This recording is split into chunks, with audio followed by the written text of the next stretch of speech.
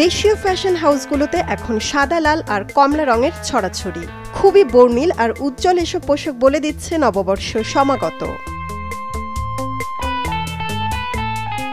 বৈশাখী পোশাকে নীল, হলুদ, সবুজ সহ নানা রঙের পরীক্ষামূলক ব্যবহার থাকলেও এখনও লাল সাদাকেই প্রাধান্য দিচ্ছেন ডিজাইনাররা। আর নববর্ষের রঙিন উৎসবকে আরও রঙিন করে এমন পোশাকই খুঁজছেন ক্রেতারা।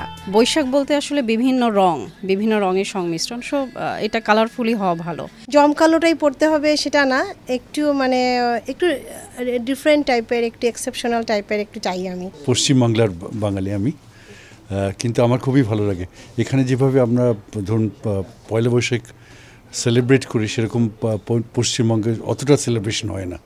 তো সেই জন্য এখানে সেলিব্রেট করতে ভালো লাগে। আর প্রতি উৎসবের সাথে সাথে তখনকার জন্য স্পেশালি তৈরি করা কাপড় পরতেও ভালো লাগে খুব। পরিবারের সবাই মিলে একই ডিজাইনের পোশাক পরার চল শুরু হয়েছে বেশ কয়েক বছর ধরে। পহেলা বৈশাখেও সপরিবারে এক নকশা পরার এই চল জনপ্রিয় হয়ে উঠছে। যে আগে শুধু আমরা ঈদ উপলক্ষে করতাম, পরবর্তীতে এটা ঈদ এবং বৈশাখে এখন দেখা যায় যে সাধারণ উৎসবগুলিতেও বা সাধারণ বিশেষ দিনের পোশাকগুলিতেও আমরা পারিবারিক পোশাক করছি, কারণ এটা চাহিদাটা না বাড়ছে এবং এটা সবাই খুব পছন্দ করে যে একসাথে বের হবো, একসাথে ঘুরতে বেরোবো।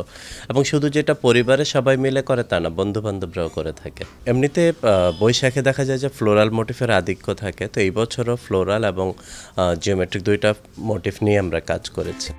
মহোৎসবে রূপ নেয় বর্ষবরণের শাড়ি এবং সালোয়ার কামিজে জমকালো কাজ করছেন ডিজাইনাররা। পাঞ্জাবিতে থাকছে নতুনত্ব এবং শিশুদের পোশাকেও ভারী কাজ।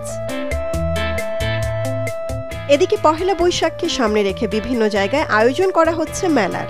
গুলশান ২ নম্বর ইউনিমার্ট ভবনের নিচতলায় পানাশ ইভেন্ট নারী ডিজাইনারদের পোশাক নিয়ে আয়োজন করেছে শুক্র শনি ২ দিন ব্যাপী বিশেষ মেলার। পহেলা বৈশাখ এখন আমরা শুধু আগে যেমন ছিল সাদা আর লাল, এখন আমরা বিভিন্ন উজ্জ্বল কালারগুলোকে প্রেফারেন্স দিয়ে পহেলা বৈশাখের জন্য কাপড় বানাচ্ছি। এবং এখানে আপনারা মেইনলি দেখবেন হচ্ছে এরকম উজ্জ্বল রঙের কাপড়, বিভিন্ন ধরনের প্যাটার্ন, এমব্রয়ডারি, তারপর কারচুপির কাজ।